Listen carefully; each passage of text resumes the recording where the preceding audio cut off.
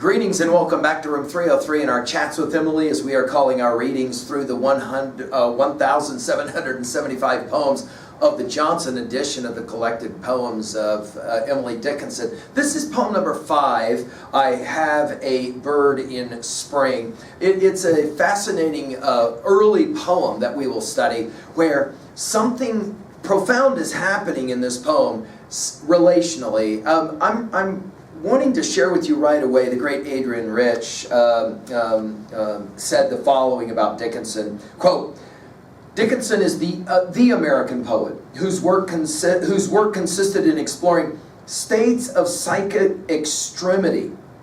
And then to continue, "More than any other poet, Emily Dickinson seemed to tell me that the intense inner event, the personal I, and psychological was inseparable from the universal." I find this a compelling way to think about not just this poem, but the work of Emily Dickinson as we now are moving into the study with more deliberateness. Our assumptions now here are that you've been at learnstrong.net. Down that left-hand side, our chats with Emily, our playlist, and that you're familiar with our introductory lecture, and then of course we just finished with poem number 4, On the Wondrous Sea. Now there is some interesting background information that we want to share here right away.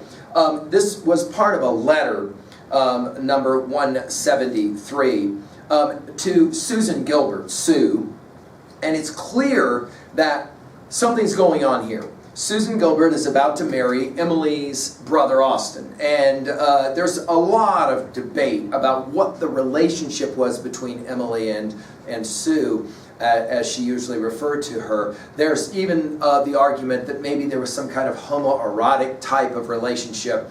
The point of this poem is that clearly she is concerned that Sue is going away. Now, the biographer Sewell has called this letter one of the most extraordinary of Emily and her large number of letters that she wrote. "The nearest approach to surliness and dismissal of any that survive," end quote. By the way, the letter actually begins kind of nasty. "Sue, you can go or stay. There is but one alternative. We differ often lately, and this must be the last." And then there is a kind of almost a note of resignation at the end, where she says it this way: "We have walked very pleasantly. Perhaps this is the point at which our paths diverge.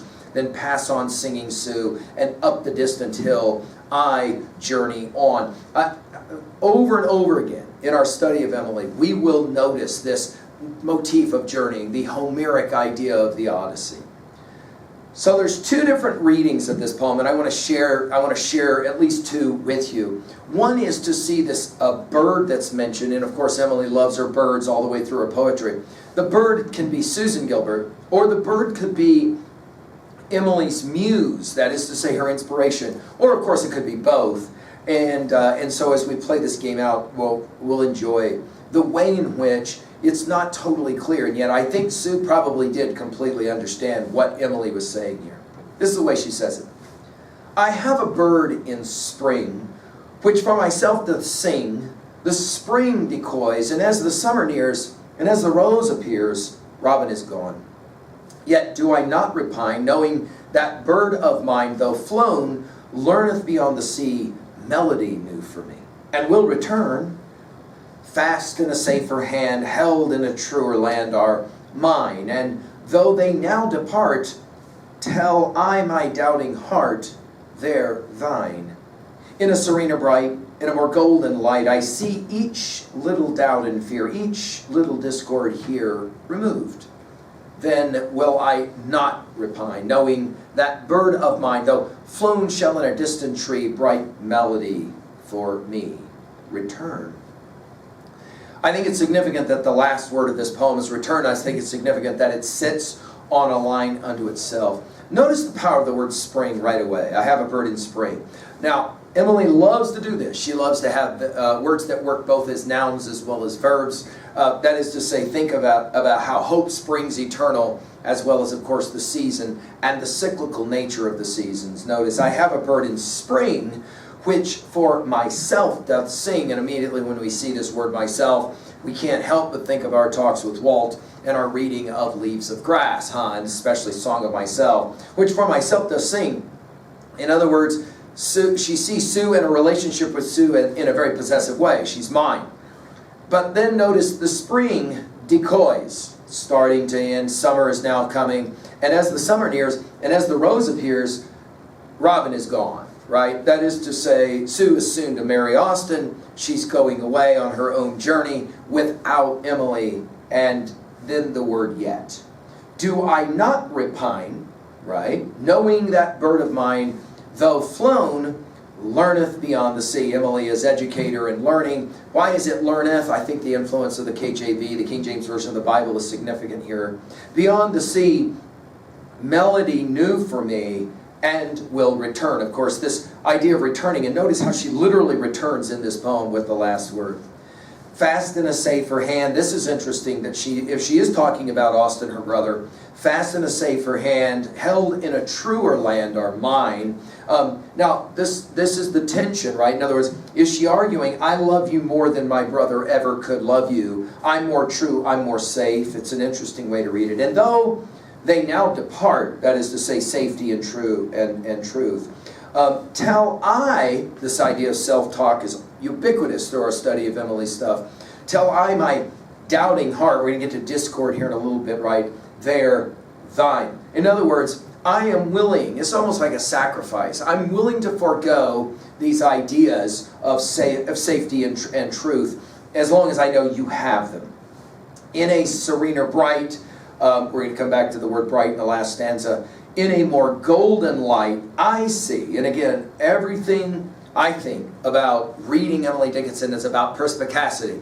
Go back to our study of Plato's Republic, and especially the cave allegory of Book 7. It's all about sight. It's all about seeing, and seeing, of course, correctly. So notice it's I see, and then we'll have the repetitions here. Each little doubt and fear, each little discord here removed. In other words, there is some sense that in the end, I'm going to understand, I'm going to see, and I'm hopeful that Sue will also understand and see. Then will I not repine. So we go back again, this repetition. She does this. She loves to do this in her poetry. Knowing that bird of mine, we're back to epistemology, right? Though flown away, shall in a distant tree, think about Emily's love of trees as you read. Of course, we've already commented on the power of the tree, of the knowledge of good and evil in Milton's Paradise Lost, I think so influential in her thinking. Knowing that bird of mine, though flown, shall in a distant tree bright melody for me return. There is, again, this expectation that even though you're going away, I gotta believe that you're going to come back. At 2a, well, I think one of the major messages here is that out of despair, out of the loss of friendship, hope can spring eternally, to use that word from the opening line. I think there's another reading here as well, that artists in general, we certainly saw this in our study of any number of poets over our time together, especially, of course, Whitman. There's always that wondering, am I losing my inspiration? Am I losing my muse? And so, obviously, the hope that it would return, if that's how you like to read this. At 2b, I love the repetition. I love the symbolism. I love the fact that she uses a word like spring, and she can use it in a number of different ways. At 3a, what is your favorite text about friendship? I love the rich quote as it relates to this poem. I'd throw at you as well the title, Shelley's Defense of Poetry. We've talked about it elsewhere at learnstrong.net. Think about Shelley's observation about what makes great poets, that potable gold and all of that. Finally, at 3b, how are we going to own a poem like this? What was a time when you had to part from a friend and you really did hope for their return, and how did you get through that? And maybe poetry is a mechanism whereby, with some self-talk, you can get through it. Thank you.